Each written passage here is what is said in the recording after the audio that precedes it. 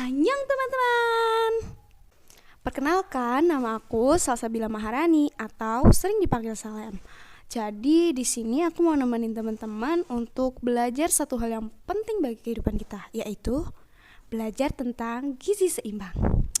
Check it out, mari kita saksikan video berikut ini.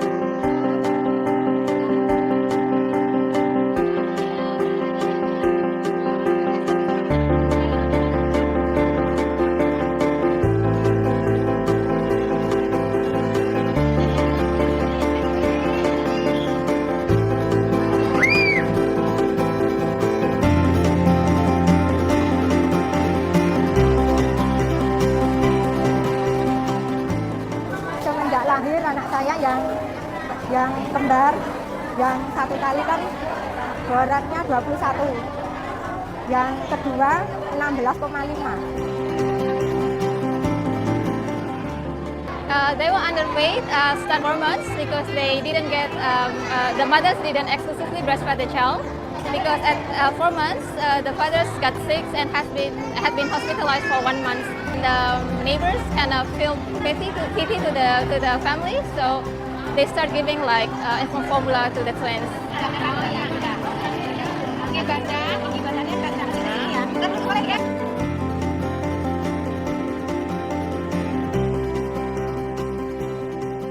Kadang adik bintang dikasih, kadang roti, kadang biskuit, kadang agar itu wafer ya mau.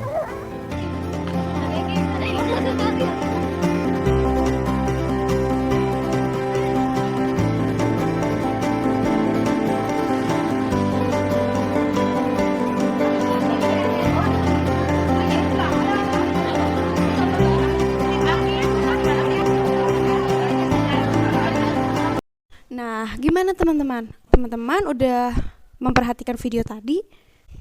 Apa yang bisa teman-teman simpulkan? Ya, benar sekali bahwa gizi di Indonesia itu masih sangat rendah. Banyaknya terjadinya ketimpangan sosial, ketimpangan ekonomi, dan COVID-19 ini membuat pendapatan dari warga Indonesia itu berkurang, sehingga pemenuhan kebutuhan gizi kita jadi berkurang.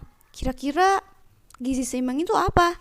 Terus untuk bisa gizi seimbang itu kita harus gimana? Harus melaksanakan apa?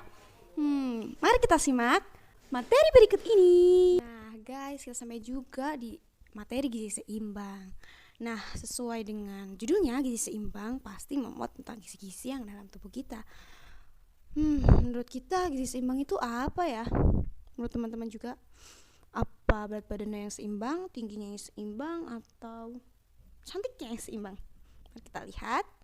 Jadi pengertian dari gizi seimbang adalah keseimbangan ya di antara zat-zat penting yang terkandung di dalam makanan maupun minuman yang dikonsumsi oleh seseorang dalam kehidupan sehari-hari, mengandung zat-zat gizi dalam jenis dan jumlah yang sesuai dengan kebutuhan tubuh. Dengan memperhatikan prinsip keanekaragaman atau variasi makanan, aktivitas fisik, kebersihan, dan berat badan ideal. Nah, faktor itu yang mempengaruhi penyusunan gizi seimbang itu ada 8 teman-teman. Jadi yang pertama adalah ekonomi. Dalam kurung terjangkau dengan keuangan keluarga. Maksudnya apa sih kawan-kawan?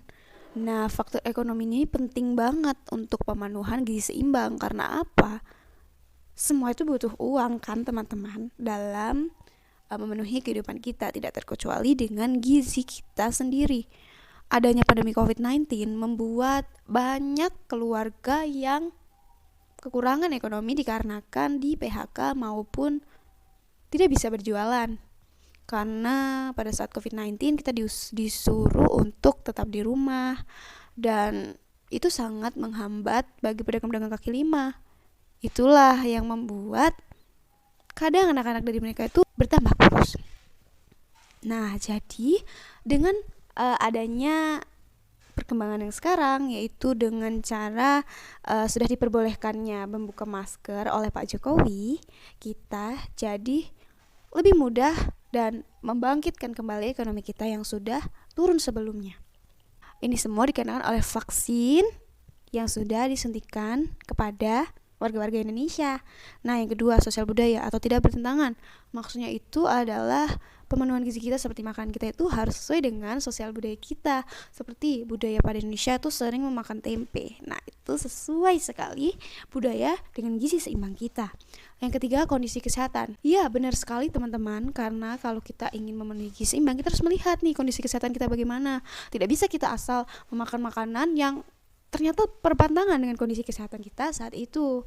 Terus yang keempat, umur. Seperti kita nih, kita masih remaja, kita sangat membutuhkan asupan kalori yang cukup untuk membantu kita dalam beraktivitas. Tetapi tidak halnya dengan usia 50 ke atas, karena mereka harus membatasi asupan kalori ke dalam tubuh mereka supaya tidak kelebihan kalori. Lalu yang kelima, ada berat badan. Nah, gizi seimbang itu disesuaikan dengan berat badan kita. Jangan pada saat kita berat badannya sudah berlebih atau gemuk, kita malah makan banyak. Itu malah membuat kita menjadi tidak seimbang gizinya. Jadi kita sesuai dengan porsi berat badan kita saat itu. Yang keenam, aktivitas. Karena apabila kita sudah makan nih gizi seimbang setiap hari, tapi kita tidak berolahraga alias sekedar bahan terus di kamar, itu bakal membuat penumpukan lemak di badan kita. Bukannya badan kita jadi ideal, goals, malah jadi nambah gemuk, nambah tidak sehat gitu teman-teman. Lalu yang ketujuh, kebiasaan makan. Like or dislike, suka atau tidak suka. Nah, kebiasaan makan ini penting banget teman-teman. Kita harus membiasakan sedari kecil untuk memakan sayur. Karena sayur itu penting teman-teman. Gak bisa kita memilih makanan seperti itu, karena itu akan mengurangi gizi kita. Seperti misalnya ada anak kecil yang tidak suka wortel atau tidak suka tomat atau tidak suka makan sayur sekalipun, itu sangat tidak baik teman-teman. Dia akan mengalami kekurangan gizi seperti kekurangan transportasi dalam tubuhnya. Terus yang kedelapan, ketersediaan pangan setempat. Maksudnya itu ini sesuai kondisi geografis yang ada di sekitar kita. Misalnya kita tinggal di daerah pedesaan nih yang dekat dengan sawah, tentu makanannya akan berbeda dengan kita yang tinggal di sekitar laut. Begitu teman-teman. Selanjutnya ada triguna makanan gizi seimbang. Nah, makanan bergizi itu setidaknya mengandung 3 fungsi utama.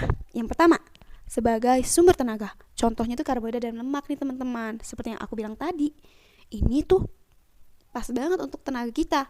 Seperti apa contohnya makanannya? Yaitu seperti nasi, ketela, singkong, seperti itu. Namun kita tidak boleh terlalu berlebih ya teman-teman. Harus sesuai porsi kita, sesuai faktor tadi, seperti faktor umur, faktor kesehatan, dan juga faktor berat badan. Kita harus pas, tidak boleh berlebih. Yang kedua, sebagai sumber pengatur. Maksudnya sumber pengatur itu apa sih teman-teman? Maksudnya tuh pengatur metabolisme kita di dalam tubuh. Contohnya seperti vitamin dan mineral pada sayur dan buah. Itulah mengapa sayur dan buah itu sangat penting untuk tubuh kita. Terus yang ketiga ada sebagai sumber pembangun atau protein. Contohnya yang ada seperti lauk pauk, seperti daging contohnya. Itu juga tidak boleh berlebihan. Itu harus pas sesuai porsinya. Nah, di sini ada gambar bagan yang pas banget untuk mencerminkan gizi seimbang. Ada zat tenaga yang dicerminkan dengan angkat besi, lalu zat pengatur yang dicerminkan seperti polis yang sedang mengatur, dan zat pembangun seperti orang yang sedang membangun. Nah, contohnya zat tenaga itu seperti nasi tuh, singkong, mie, jagung, roti, dan lain-lain. Terus zat pengatur tuh contoh seperti sayuran dan buah-buahan. Buah-buahan seperti mangga, belimbing pisang, dan sayur-sayuran seperti tomat, wortel, dan daun kangkung. Lalu zat pembangun nih penting untuk membangun kita, membangun metabolisme kita agar lebih sehat, seperti tahu tempe, ikan ayam, susu, garam gula, dan garam gula sebagai perasa. Nah, di sini ada 4 pilar pedoman umum gizi seimbang loh teman-teman. Apa aja sih? Nah, sebelum itu, mari kita sama-sama bernyanyi dahulu.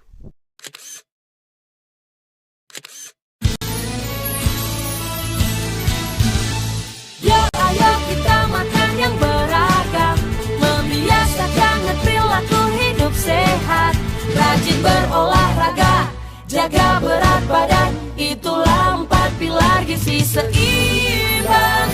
Bangsaku sehat berprestasi. Tahukah kamu, kekurangan gizi itu tak baik, tak baik. Tubuh kita mudah terserang berbagai macam penyakit. Protein, karbohidrat, vitamin, mineral, lengkapi gizi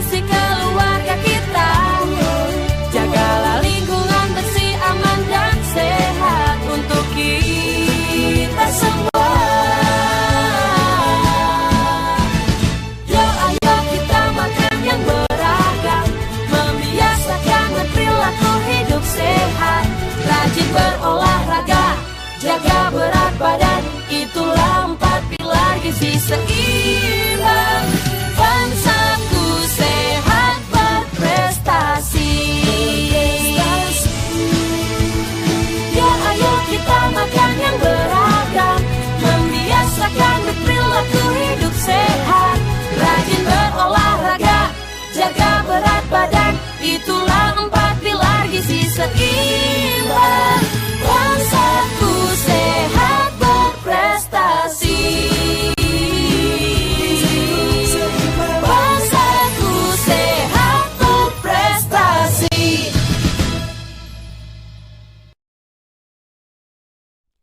Gimana teman-teman, seru kan nyanyinya?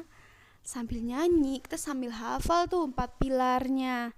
Nah, kali ini aku bakal jelasin dari pilar itu ya. Jadi yang pertama adalah mengonsumsi makanan beragam. Tidak ada satupun jenis makanan yang mengandung semua jenis zat gizi yang dibutuhkan tubuh untuk menjamin pertumbuhan dan mempertahankan kesehatannya, kecuali air susu ibu. Yang kedua, membiasakan perilaku hidup bersih.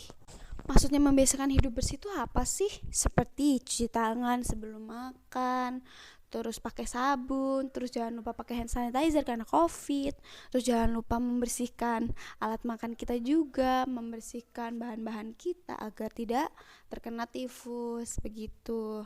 Terus yang ketiga, melakukan aktivitas fisik seperti yang saya katakan sebelumnya ya teman-teman. Aktivitas fisik itu penting banget untuk menyeimbangkan antara pengeluaran nih energi dan zat gizi ke dalam tubuh. Apabila kita hanya memasukkan gizi tapi tidak mengeluarkannya melalui aktivitas, maka kita akan bertumpuk lemaknya teman-teman. Terus yang keempat, mempertahankan dan memantau berat badan dalam batas normal. Memantau berat badan normal merupakan hal yang harus menjadi bagian dari pola hidup dan gizi seimbang. Tentunya memantau berat badan itu untuk mencegah penyimpangan berat badan dari berat badan yang seharusnya. Nah, apabila kita memantau selalu berat badan kita, maka kita akan tahu kapan berat badan kita terlalu lebih dan kapan berat badan kita terlalu rendah, sehingga kita dapat mencegah dan menanggulanginya. Nah, ini adalah contoh-contoh gambarnya ya teman-teman. Yang pertama, selalu makan menu 3BH, beragam, bergizi, berimbang, dan halal. Terus yang kedua, selalu berolahraga teman-teman. Kita harus selalu berolahraga setiap hari ya teman-teman. Minimal seperti kita menyapu, lari kecil, jalan-jalan kecil setiap hari setidaknya dalam setengah jam. Lalu yang ketiga, selalu menjaga kebersihan, yaitu dengan cara cuci tangan dan juga mencuci alat makan kita supaya tidak kotor. Yang keempat, selalu memantau berat badan. Berat badan itu harus selalu dipantau ya teman-teman, tapi kita tidak boleh memantau setiap hari. Kita harus memantau setiap seminggu sekali agar berat badan kita bisa pas. Lalu selanjutnya, manfaat dari pemenuhan gizi seimbang. Yang pertama, pada masa kehamilan. Pemenuhan gizi dalam masa kehamilan sangat mempengaruhi kualitas janin yang akan dilahirkan. Gizi yang seimbang bisa menciptakan janin yang sehat, tidak cacat, dan tidak mudah sakit. Itu benar sekali teman-teman. Karena dengan kita mengonsumsi gizi yang seimbang, maka diri bayi yang ada dalam perut seorang calon ibu akan terpenuhi kebutuhan gizinya. Lalu yang kedua, usia bayi. Dengan gizi yang seimbang akan terbentuk anak yang sehat dan pertumbuhan fisik yang pas, intelektual yang optimal. Cukup ASI ya sampai dengan 2 tahun dan berikan makanan yang lembut-lembut dan bergizi. Lalu usia 1 sampai 3 tahun. Pada usia ini, anak akan mulai dikenalkan dengan makanan oleh keluarga. Kelainan dan keterlambatan pertumbuhan dan perkembangan otak pada usia sampai dengan 3 tahun tidak bisa diperbaiki teman-teman pada usia selanjutnya, sehingga kebutuhan gizi yang optimal sangat diperlukan pada usia ini. Lalu usia prasekolah dan sekolah. Kebutuhan gizi sangat diperlukan untuk konsentrasi belajar, beraktivitas, bersosialisasi, dan untuk kesempurnaan dari fisik. Lalu untuk usia remaja nih, seperti kita ini, itu dibutuhkan untuk pemenuhan gizi yang optimal agar dapat mencapai kematangan fungsi seksual dan tercapainya bentuk dewasa. Lalu yang keenam, usia dewasa. Gizi optimal yang seimbang pada usia dewasa diperlukan agar tercapainya kemampuan psikomotorik, mental, dan spiritual yang lainnya. Nah, ini contoh gambarnya nih teman-teman. Contohnya seperti yang atas. Apabila kita hanya makan nasi dan lauk saja, kita akan lesu, terus kita akan tidak seimbang gizinya, dan apalagi ditambah tidak beraktivitas, pasti kita akan tidak seimbang, tidak sehat teman-teman. Lalu yang kedua, apabila kita makan pas nih 4 sehat 5 sempurna, ada nasi, ayam, tempe, telur, kerupuk, sayur, sop, dan juga buah semangka, itu pas banget ya teman-teman. 4 sehat 5 sempurna itu akan membuat kita sehat, bersemangat dalam menjalani aktivitas hari-hari. Nah, pedoman umum gizi seimbang nih ada berapa ya? Langsung kita sebutin aja ya. Yang pertama, itu tuh agar badan tetap sehat, makanlah aneka ragam makanan. Yang kedua, makanlah makanan yang mengandung sumber karbohidrat, protein, lemak untuk memenuhi kecukupan tenaga. Yang ketiga, makanlah 3-4 piring nasi sehari dengan lauk pauk, sayur dan buah atau bahan makanan yang penukarnya pas untuk kebutuhan energi. Yang keempat, batasi konsumsi lemak dan minyak secara terus-menerus. Yang kelima, gunakan garam beriodium dalam penambahan makanan kita. Terus makanlah sayuran hijau, kacang-kacangan, ikan karena mengandung zat besi agar badan tetap sehat dan bebas dari anemia atau kurang darah. Yang ketujuh, minumlah tablet tambah darah atau sirup agar penyerapan besi dalam tubuh kita dapat maksimal. Yang kedelapan, berikanlah ASI saja pada bayi sampai berusia 2 tahun agar bayi sehat dan kebal penyakit. Biasakan makan pagi agar badan tetap kuat dan metabolisme tubuh bisa berlangsung dengan pas. Minumlah air matang sekurang-kurangnya 8 gelas setiap hari. Air tuh penting banget loh teman-teman, gak boleh kurang ya teman-teman. Terus yang ke-11, lakukan olahraga secara teratur agar dapat mencegah kegemukan dan menguatkan jantung. Yang ke-12, hindari minum minuman keras beralkohol agar tidak terkena penyakit berbahaya. Yang ke-13, telitilah memilih makanan yang dikemas seperti makanan-makanan yang beli di mall. Kita cek tanggal kadaluarsanya, ingredientsnya, dan bacalah semuanya takaran gizinya agar dapat terjamin dan kita terhindar dari hal-hal yang tidak diinginkan. Nah, seperti inilah piramida dari gizi seimbang teman-teman. Nah, terima kasih teman-teman yang udah memperhatikan video aku barusan ini. Semoga bisa menjadi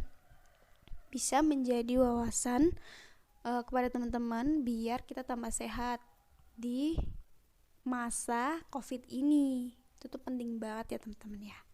Oke, sampai jumpa di video selanjutnya.